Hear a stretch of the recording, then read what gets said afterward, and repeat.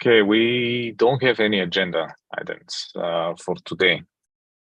Maybe we can go on the fly. So, Samir, Zach, do you have anything? I have some doc-specific stuff, but I'll defer to Samir. Yeah, I will start with what you posted yesterday regarding, you see the issue number, was it issue number 235?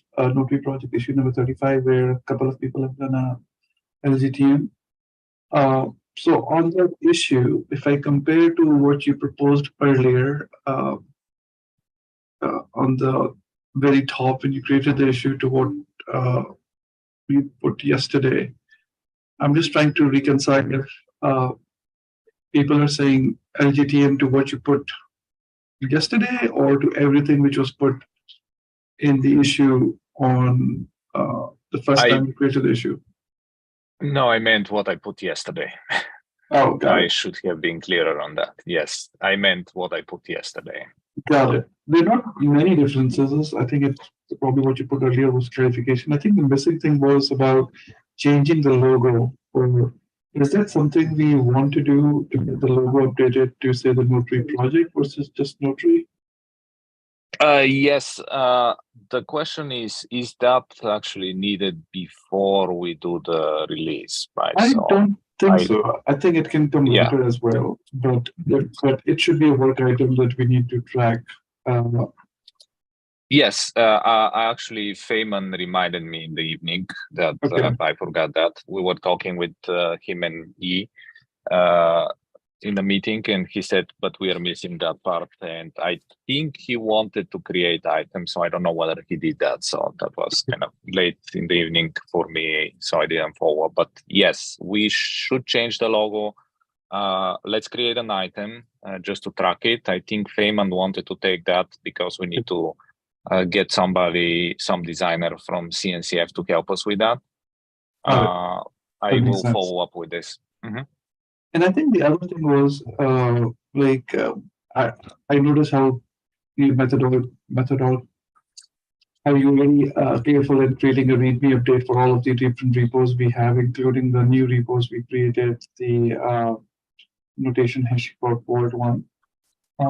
My question is, do we need to add an FAQ or FAQ somewhere else as well on our Notary project website about to further disambiguate between the Notary with a small n and the Notary project?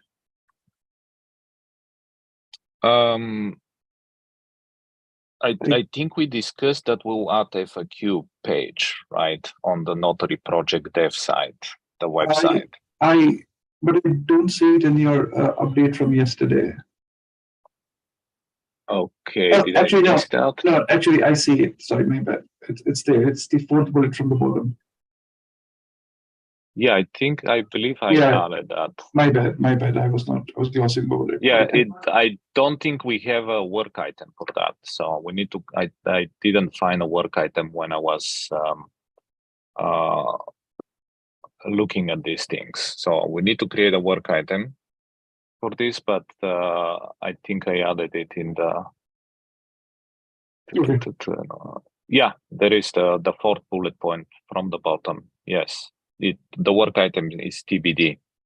I think I saw some message from Feynman and E that they created some new work items. I will try to go and kind of link those. But that was kind of this morning when I was looking on my phone. Okay, I just put my LGTM as well on that one, but I'm not going to so but it's all good. By the way, so separate kind of topic, but Pritesh, actually, I asked him to create an item to vote on kind of you replacing Vani as a maintainer. Okay. That's the thing. Can you remind me? So yeah, I will check with Pritesh on that one if he's going to create a work item for that. Yeah.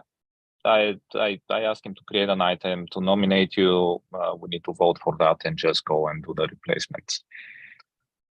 So let me just capture the things that we talk about in the agenda. So we talk about Notary project icon logo Yeah, update. We talk about we need FAQ work item, and we need work work item for nominating Samir. Okay.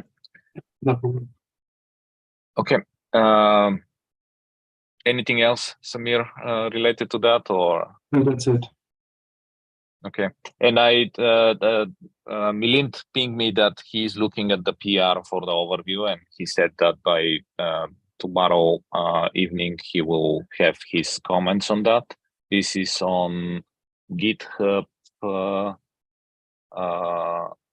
repository, the updated, the README with overview details. This is the PR 32 under the GitHub Got it.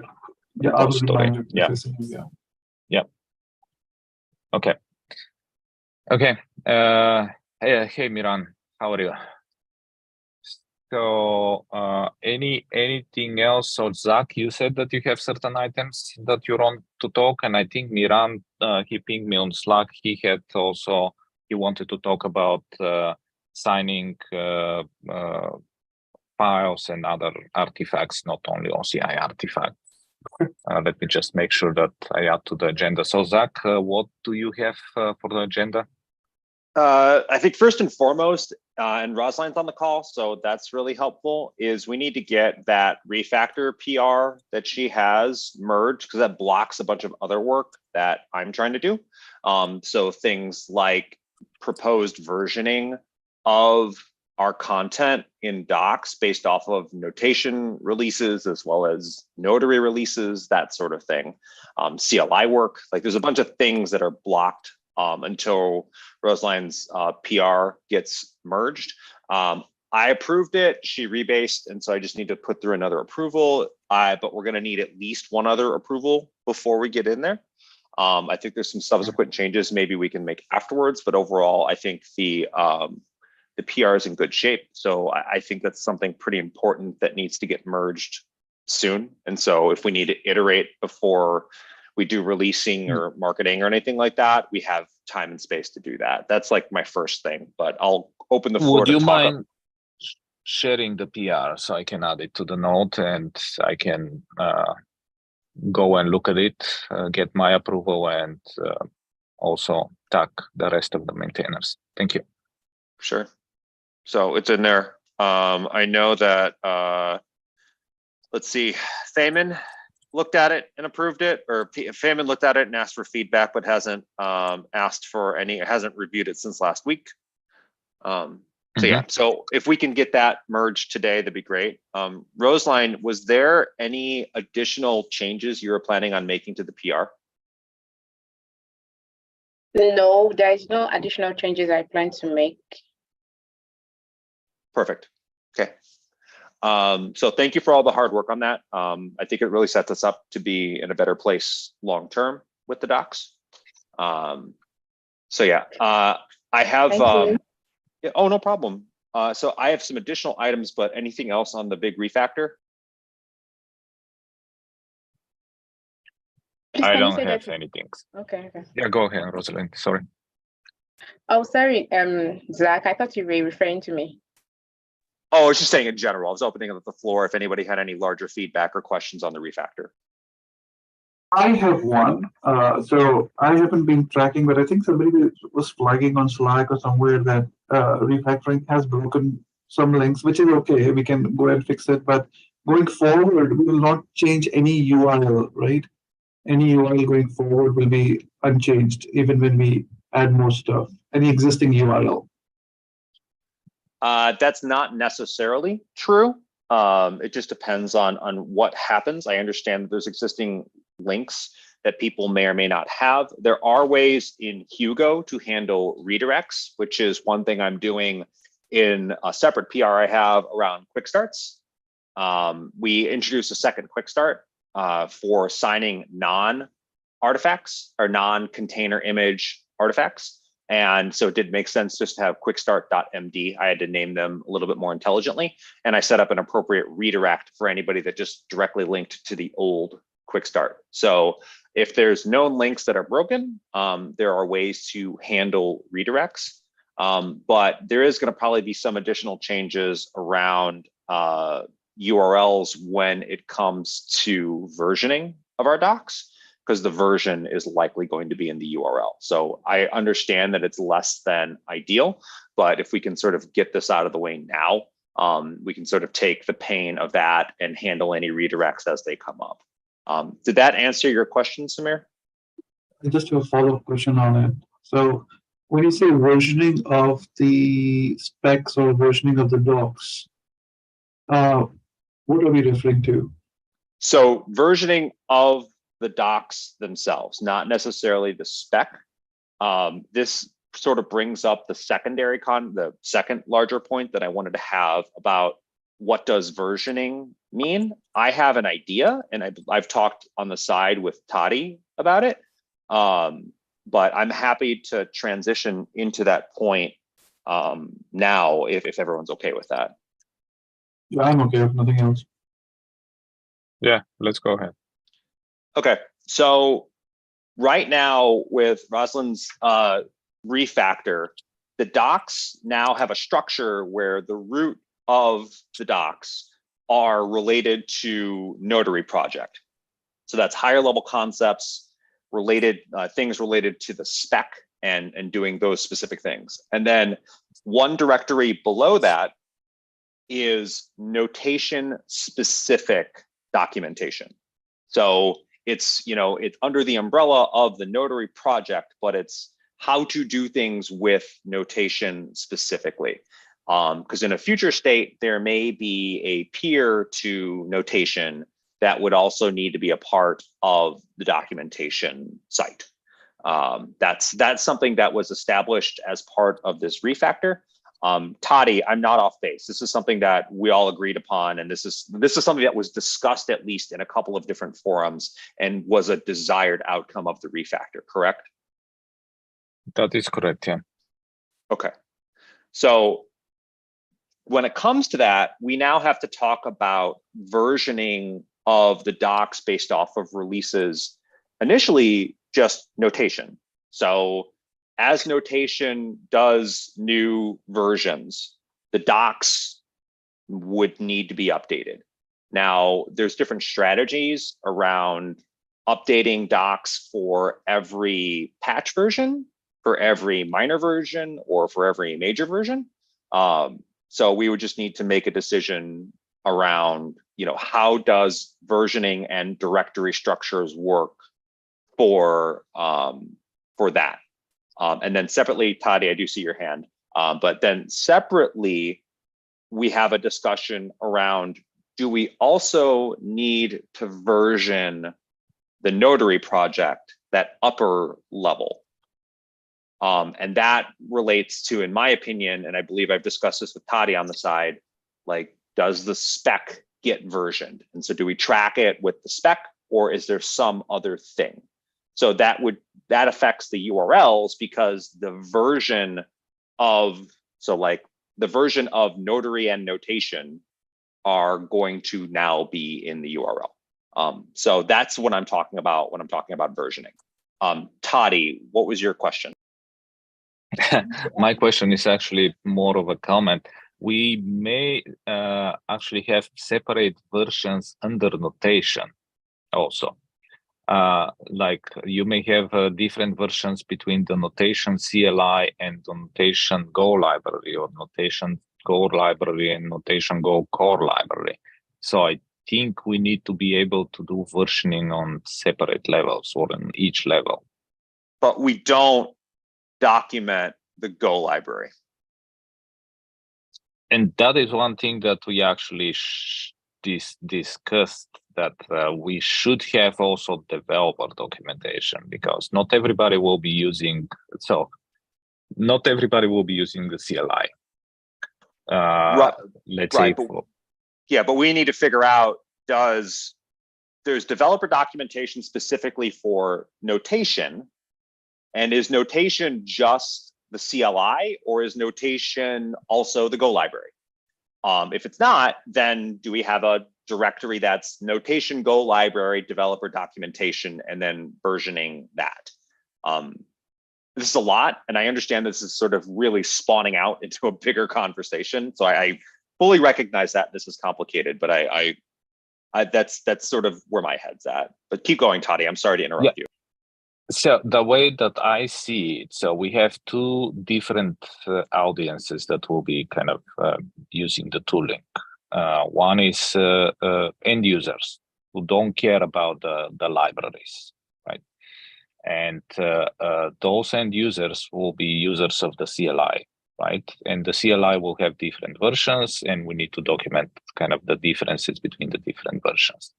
Then we have another audience, which is developers, and there are two types of developers actually. So this audience is split again in two. One will be plugin developers. So we'll have like one user audience that is plugin developers only, and they will be interested how can they develop plugins for the CLI. Okay, and the other audience is like developers of other tools, like Ratify is example, Kiverno is example. I don't know who else, like admission controllers who will be using the libraries, and we need to have documentation for them. How can they use the libraries in order to implement kind of interaction with Notary project signatures within their own products? So that's how I think we should structure the documentation. So we have user documentation and we have developer documentation, and we have two sets of developers, plugin developers and tool developers. I don't know how to call them correctly. Okay. So can you distinguish between a developer that wants to do something with the spec and a developer that wants to do something with the notation Go library? Yes, I can distinguish that. So, which actually, this is the third group of developers which I missed, which is the developers that want to do something with the spec. Example is we don't have like tooling developed in other languages. If I am a Python developer and I want to actually parse notary signatures, verifies notary signature within Python application, I need to also understand how to use the spec. Okay. I think these callouts are really good because I think it's giving me a better idea of the expectations that you all have around where you're seeing different things.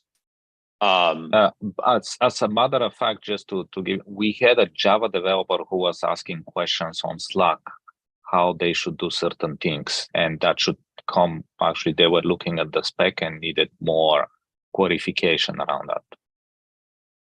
Samir, I see your hand up. Yeah, I'm wondering if we have one library or a notation to count. Wouldn't the library documentation be responsibility of the developers who manage that library and let them document it inside that repo itself, versus it being called out separately in the documentation repo? I think what we are talking about is, so the documentation is generated automatically and we publish it on the website. And Zach, correct me if I'm wrong here, but the goal is that you can go and have a drop down that says, show me the documentation for version 1.0 of the library. Show me the documentation of the version 1.1. Is that correct? Not the library, it's the CLI only. The library doesn't have auto-gen documentation. It's only the CLI.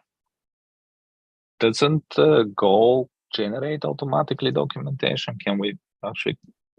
That would be a question. That would be a question for Yi, I think. But the only auto-generated documentation that I've had on my plate and that I've seen in scope is the documentation generated for the CLI. You know, if there's like a doc, if there's like a Java doc equivalent on the Go side, that's fine. And if all you want from a publishing perspective is auto-generated API documentation firmly associated with a version of that particular project, that that is very doable. I don't know what infrastructure exists to make that happen within the project, but that's not hard to publish. There's other questions that we need to get into.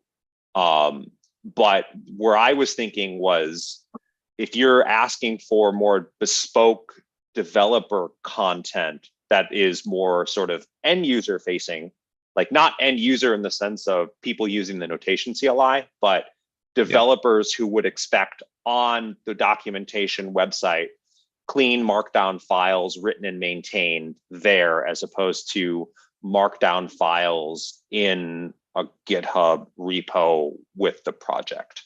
That's what I was thinking that you were looking for when it comes to developer content. Samir, does that overlap with what you were talking about? Yeah, it does. And I'm thinking for the libraries, they are focused towards developers. And the developer can create documentation and keep it with the libraries in the library repo and markdown files there. So you don't have to do anything. That's what I was thinking.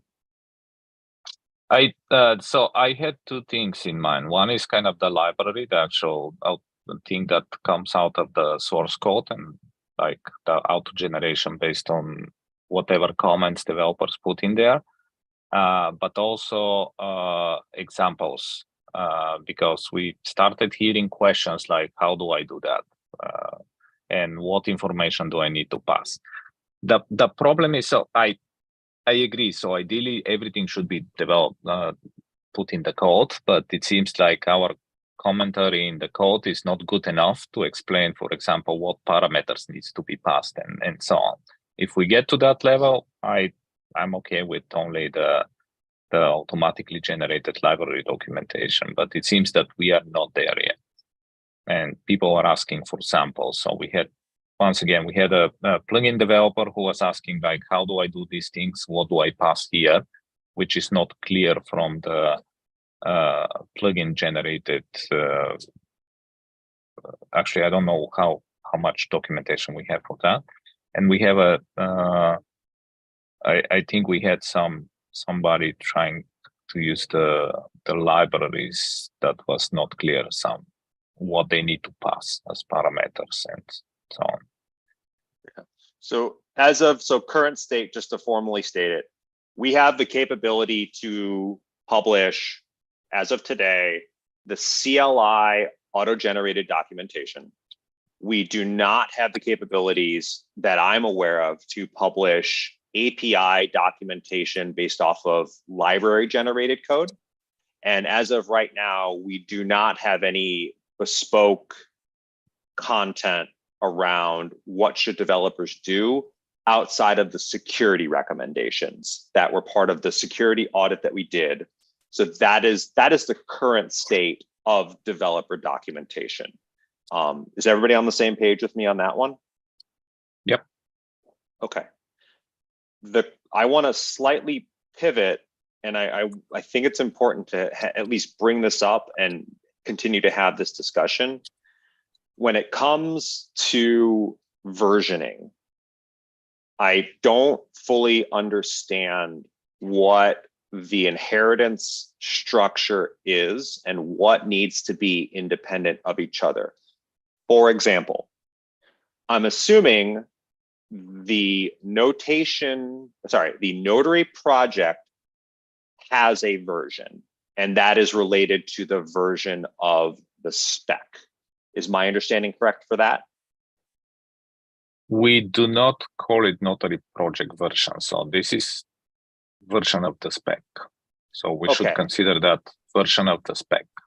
Okay, so is all content at the root of the documentation site based off of Rosalind's PR, so Notary project content, like concepts, things like that, is that all directly tied to the spec, or is there content that is independent of the spec that we need to be publishing? I believe there is an independent one, but Samir, let me know what your thoughts are. I think there is overlap, but there's some independence there's some independence, but there's more of an overlap than the independence. Okay. So Samir, you're breaking up a little bit for me. Is that for me only or? no, it was a little hard to understand. I heard that you said there's some independence, but it seems like it's a mix of the two, right? Samir, there's some independent and there's some hardly like firmly coupled with the spec, right? That is correct. And Zach, and I can tell you why you may be thinking about it differently, because at one point of time, we had this concept of a system release, if you will, where we said in this system release, we are releasing the specs, we are releasing the library, we are releasing the CLI, and they may have had different versions. So that may have led you to think that we were releasing all things together. I think, but going forward, each of the repositories will have their own version, and we will no longer be calling it one big release of the Notary project, because as more repos gets added to the Notary project, it's hard to say this is X version of the Notary project. Okay, if that's true, then okay. If that's true, we need to consider, does the structure that we put together for the refactor with Rosalind make sense with what we have to do when it comes to versioning? Meaning, if notation exists under Notary, and you all plan on having, and if that's the case, do we have unversioned streamlined content at the Notary level, the Notary project level? So all content there is, versionless, and then content underneath the Notary directory inherits a version. It gets a version. So 1.0, like 1.0, 1.1, so on and so forth. I'm assuming that would be fine. Like, is that cool? Or do we have to, somewhere at the root level with Notary project, do we have to find a way to version a subset of that content that is related to the spec version? No, you don't have to worry with the spec version, because the Notary project specs will have their own versioning. So I would say no to that. Okay, but will content, so will concepts, so if I create a doc around concepts for the Notary project, and then you iterate the spec and change the spec version, will those concepts change? Shouldn't is the answer there. They shouldn't. The concepts are abstractions, and those abstractions get crystallized in the specs. So those shouldn't change is the answer. Okay, so should there be any content at the root level firmly tied to the spec? Like, I mean, the spec itself is separate and is documented in the spec directory, and I'm fine with that, and I think that's a good thing. But do we actually need to have any firmly tied spec version content at the Notary project level, or can it all just be versionless, abstracted concepts that have don't necessarily change with different releases of either the spec or notation? It's the latter what you said, but I'll cede the floor. My thought on this is, so the spec is really related to the developers, right? So if we have a subfolder or second level that is related to developers, I think the spec should go there, and we can have a evergreen content at the root that is not related to the version of the spec. Okay, Samir, do you agree with that? I do. Okay. All right, that makes my life a little bit easier when thinking about this. So, we can have, the root is, as Toddy just said, versionless, and then subdirectories can have versions such as notation, and we can sort of link that way. It's not going to there. We can do it that way and then move stuff over. There's ways to manage that. We're not going to be able to do, I don't think we'll be able to do a clean drop down like some stuff with like OSM and other things like that if we're doing this, because you've got sort of evergreen content at the top, and then you've got versioned content at lower nodes in the tree. So I can give examples later, or I can sort of write up an example of what that would look like so that everybody can see it, and see if our current approach is still working. But if we follow what I'm talking about, which is just subdirectories specific to versions, copy content over where it makes sense, that will work. It will be maybe different than what certain people are expecting, but I think it'll work given the current structure. Yeah, that was mainly my version content idea, and that actually clarifies a lot of stuff. So any follow-up conversations around content versioning? Yes, I have one more question for you, Zach. So this evergreen content, it's versionless. That means it's not tied to anything. It's not explicitly tied to anything back in the other repos which are versioned. But wouldn't any content that you create for the Notary website or the documentation, the evergreen content you create, wouldn't it have its own versioning scheme? Any which way, so you can always roll back to a previous version of the evergreen content? I missed sort of the middle important part, but I think I got your point at the end. Just to reflect my understanding, you're talking about the evergreen content just being copied across versions, and you can always just refer back to older versions. Is that what you were saying? No, I was not saying that. What I'm saying is the evergreen content will have its own versioning scheme, or your documentation repository will have its own versioning scheme as well. Well, based on how we have the directory structure set up, it would have because it's a directory structure and notation exists underneath the evergreen content. The notation versions would be tied to the evergreen versions. So if you want to, so it's just like a directory structure. So it would be, and if you look at Rosalind's PR, the top level of our directory structure is all that evergreen content. And if we don't introduce any versions, the only versions we have to worry about are in the subdirectories for things like notation or other developer documentation. But if at the root directory, you want to introduce versioning, that means that we have to create subdirectories at the root level for the evergreen content. And then we have to somehow map the versions of the notation versioned content to the evergreen content. Because if it's just because if there's no mapping between the two, I think it would get a little confusing. Toddy, you got your hand up? Yeah, so maybe I want to kind of understand what is the goal that Samir is targeting. So for what we are discussing for versioning and what Zach is discussing, and Zach, correct me again. So my understanding is that the versioning, we want to give the users ability to very easily switch between versions.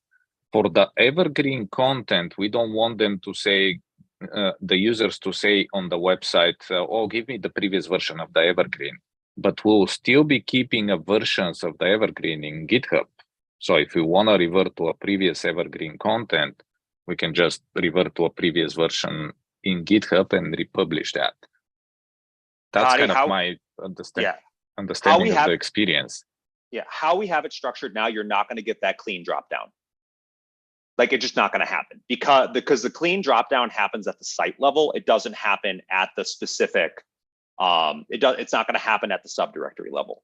So the whole site is Notary project, and the versioning that we have is at the notation level, which is below that content.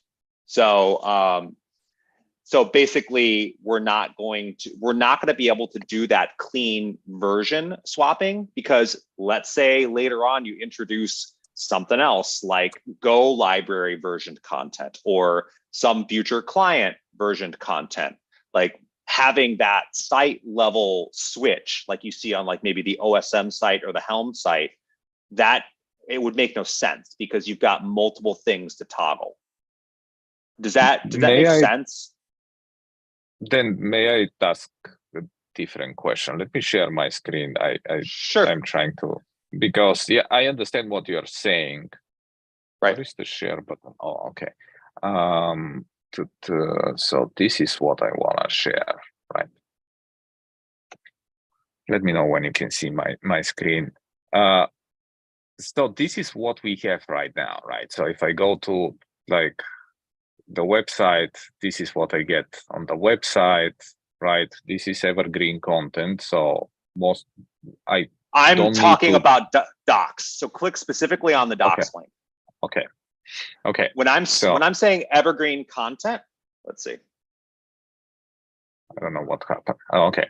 So this is like the evergreen content for the docs, right? Correct. We do not expect. Yeah, go ahead.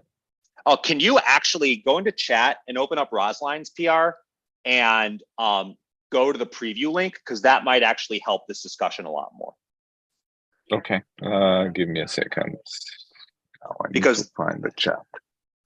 Yeah, because that will show. The link, right? Yeah. Okay.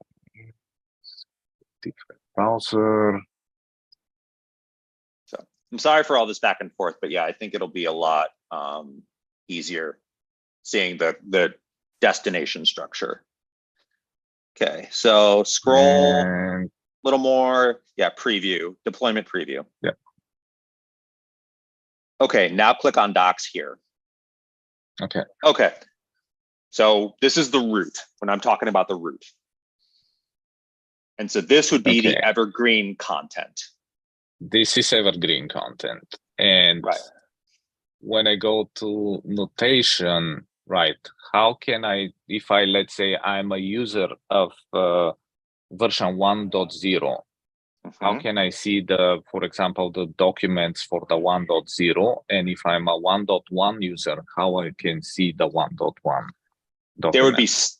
There would be subdirectories underneath notation that would have the content. So right below notation, you'd have, directory 1.0, directory 1.1, directory 1.2, and then underneath directory 1.0, you would have quick start as a doc, and then you'd have a subdirectory that's installation guides, subdirectory that's tutorials, how-to guides, so on, so forth, and then you'd repeat it across the board for each one.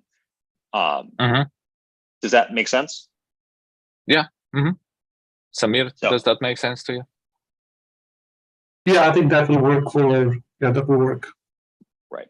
So then, and that we would just, Zach, to confirm, we'll do the same for, let's say, the developer documentations, right? We'll have, like, let's say for plugin developers, we'll have, like, this is how you develop notation plugins for notation version 1.1. So you would have, so plugin, so do you see how there's a developer documentation underneath notation? There's two directories. So there's the notation specific developer documentation. So that would inherit the notation version automatically. Okay, this is plugin documentation only, because that is the only thing tied to notation. Notice there's a separate development documentation directory at the root level that's more evergreen, and underneath there, that would be either evergreen content, or if we decide later on we need to version it with a spec version or whatever, we've got options. But specifically for plugin documentation, that will inherit the notation version. That is a little bit confusing to me, to be honest, having two developer documentations. And well, it's hard to, I mean, unless you want to duplicate version work across different directories. So for instance, if it says developer documentation at the root level, whatever, if you have plugin documentation, you now have to have a subdirectory underneath plugin documentation for the notation versions, because plugin documentation may change across notation versions. So you've got that. So it would say, you'd have developer documentation, and underneath that you'd have what? A directory structure that says notation plugin docs or notation plugin. And then underneath there, you'd have 1.0, 1.1, 1.2. And then underneath each of those specifically, you would have whatever plugin documentation you would have there.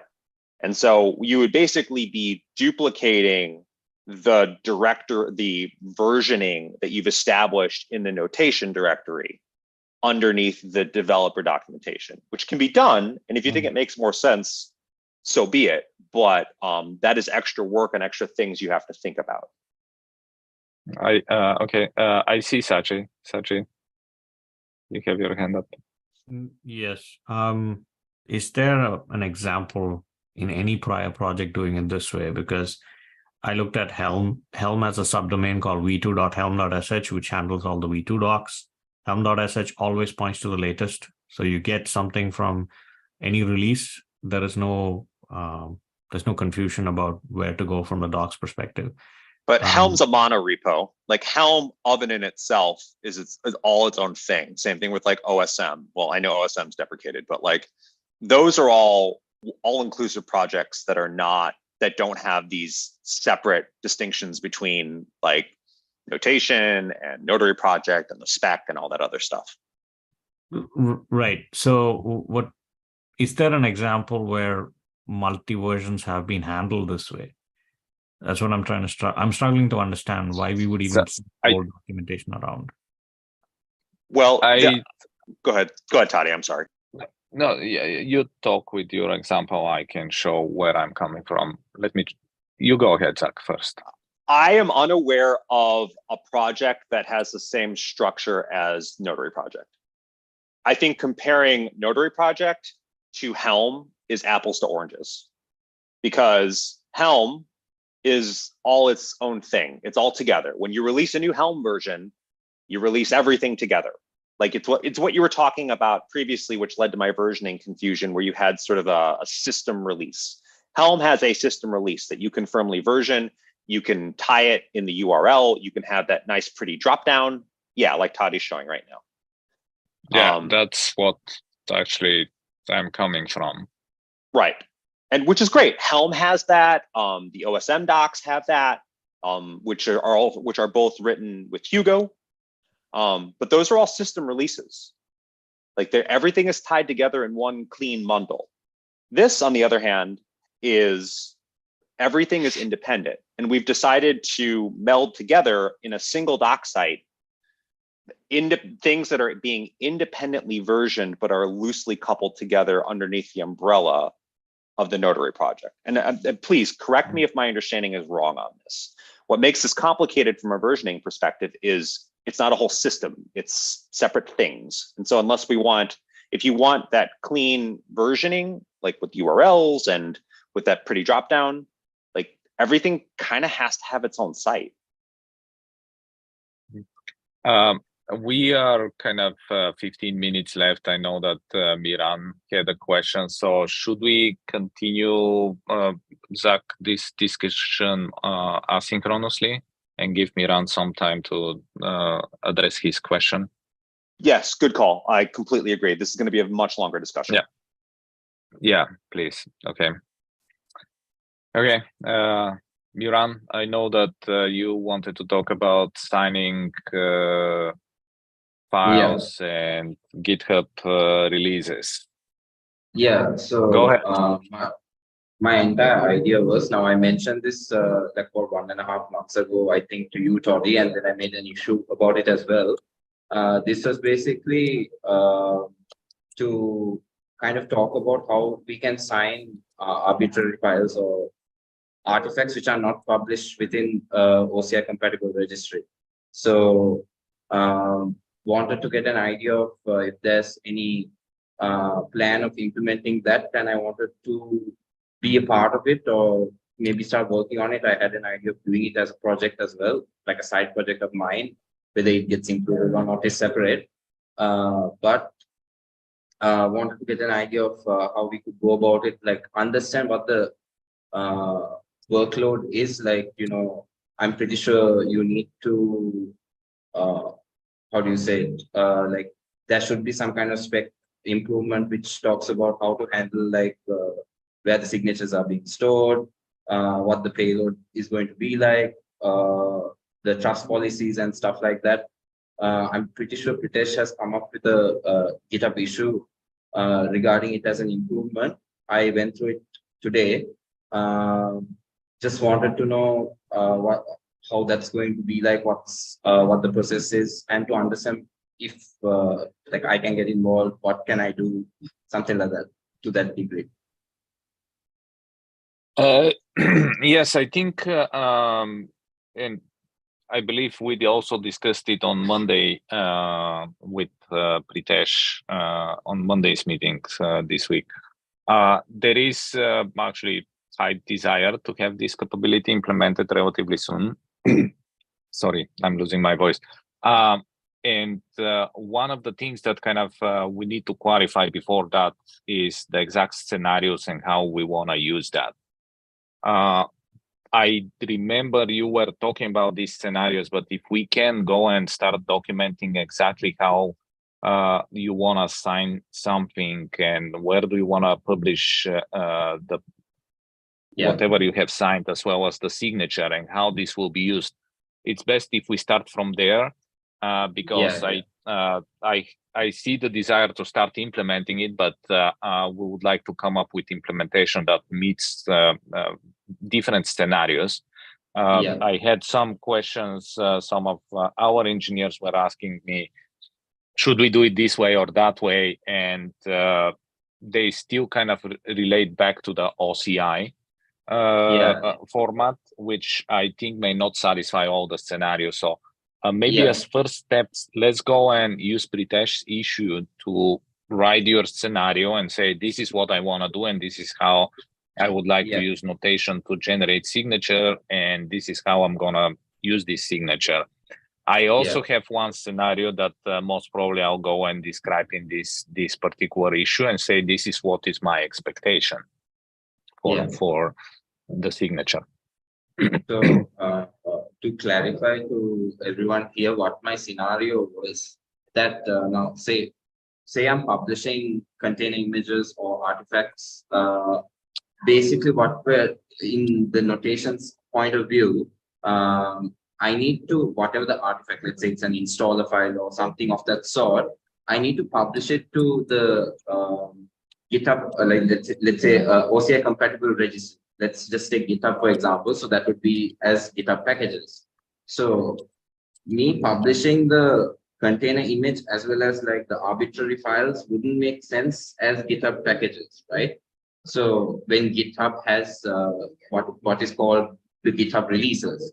So there are two different kind of places to hold those two items. So my specific requirement was like, if notation can sign GitHub releases as well, that would make sense, because ideally my artifacts or release artifacts like the installer files would go into GitHub releases, right? So it going into packages wouldn't make sense just if in the purpose of trying to sign it. So that's why I mentioned it previously, like about 1.5 months ago. If I can, if like there is kind of a way to improve the spec so that we can sign non-OCI compatible artifacts like arbitrary files or so on. That was basically my entire scenario. I'm pretty sure this might come across in like different to different people as well, if they're trying to do something similar. Just to clarify. One question, Zach, I see your hand. One question, Miran, is how do you plan to distribute the signature? Is that as part of the release? So that would ideally be part of the release as well. Like you, either you can attach it as a signature file, or there could be some other mode. I'm not exactly sure, but I've seen that implementation where you send it as part of the release as well. Via you generate it via an output flag and you send it as part of the release. Okay. I want to understand. I wanted to understand how we would distribute the trust policy as well. I hope one of you could clarify that.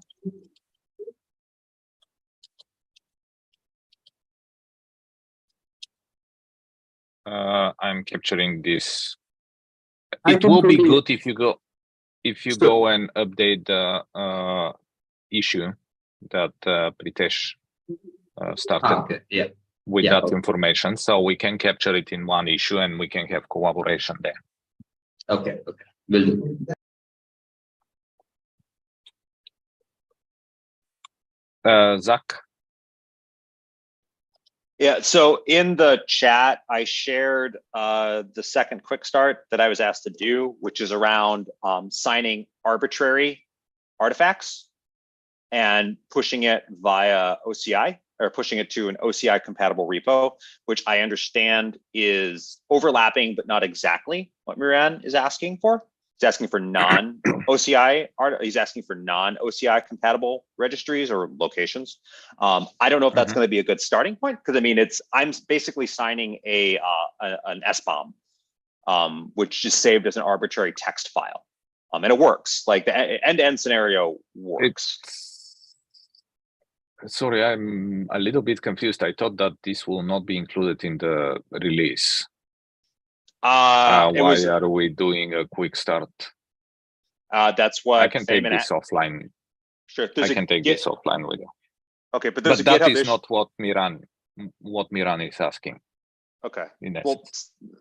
But separately, yes, there's a if you tie that with, I believe there's a way to do I know it's like the OCI. It's documented already. There's like there's like an arbitrary directory structure that you can do like for local OCI that ends up getting distributed as a tar gunzip. I don't know if that would work as a GitHub release, or again, no, not what he's asking for. No, it's not what he's asking. He's asking he's as a release. Let's say you have a executable as the GitHub release, right? Yes. And how we like, even for notation, that will be good. So the CLI itself that we release after the release, it will be good to be signed with the signature by Notary, but that will not be actually, I do not interact with the registry when I actually go and do curl download the notation CLI. So that's what Miran is asking for. Okay, perfect. I'll follow up with you on this thing, because I don't know, Sajay, I thought that what Zach is talking about is signing local images. And I thought that this will not be part of the first release. So I don't know why we are documenting this, but that PR is signing an SBOM and pushing to a registry. I don't know whether it's actually local or not. But let's follow up separately. I think that's important. I want to kind of catch Samir before he drops. I know we have only a couple of minutes, and it's not showing up on the agenda. I typed it in. Basically, we were discussing about starting the issues for releasing the three components: Notation Core Go, and Notation CLI. These would be the discussion items that we'll create, and potentially the Git commits that we would tag. And we can follow up with discussions on those issues. Is there any concern in opening the issues in the PR? I think that's the only question I had. No, I don't think so. There's any concern in opening those, but let's make sure we release them with the updated Notary documentation as well. Yep, sounds good. So the reason is we would probably issue 35 for GitHub is there, and the specification release is also there. But I don't want to block the engineering effort of getting these libraries and the CLIs all queued up for release as soon as that is solved, or depending on whether we want to release and do that, just hoping that we can decouple them. So just wanted to give everybody a heads up.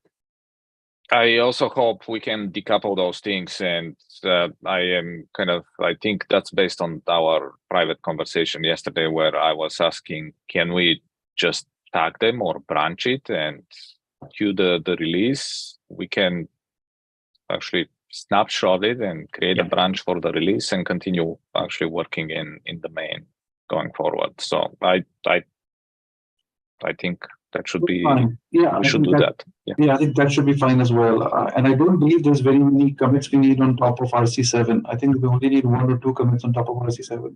Yeah, so that's why. So everything is kind of literally stabilized at this point. So just getting everything queued up in terms of the issues, release process, so that at least all the work on GitHub is done, and it's more like button pushing at that point in time. Okay, yeah, let's do that. Agree with that. All right, thanks.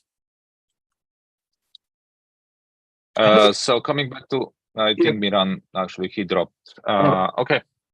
Hey, Anything back else, to- folks? Yeah, back to what Zach was asking about. It's easy with the Helm repo. Or I went to look at the Helm. Helm only is one repo. That's why it becomes easy there. I don't know about OSM if OSM is just one repository under the Helm is just one repo. Yeah, that's what he was explaining. We have multiple repos. Helm is a mono repo, and that's why it's much easier for Helm to actually create this versioning. Right. Is it the same thing with OSM? I don't know what OSM is, but Helm I knew. Yeah, OSM is open Okay. service mesh, and it was the same idea. I mean, I think there were separate directories for like doc stuff, but it was a system release. Got it. So based on what I'm hearing is we can't do a system release without a multi-repo architecture then. Or at least not do it easily with using the documentation tools we have. If you want to do the clean version dropdown, it needs to be a system release, regardless of whether it's multiple repos or a single repo. It's not the fact that it's across multiple repos, it's the fact that everything is independent of each other. Got it. I think let's talk about it next time. I think we could think about doing a system release if that will give that single drop down. We could think about it that way. I am not sure that we need to be stuck to the single drop down. I think as long as we make it actually intuitive for the users, I'm not stuck on the single drop down part. At least that's my opinion.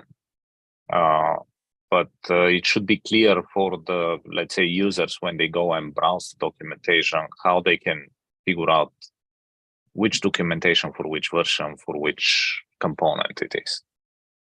Yeah, there's downsides to this subdirectory approach, but again, we can have this conversation next week, or we can have it asynchronously.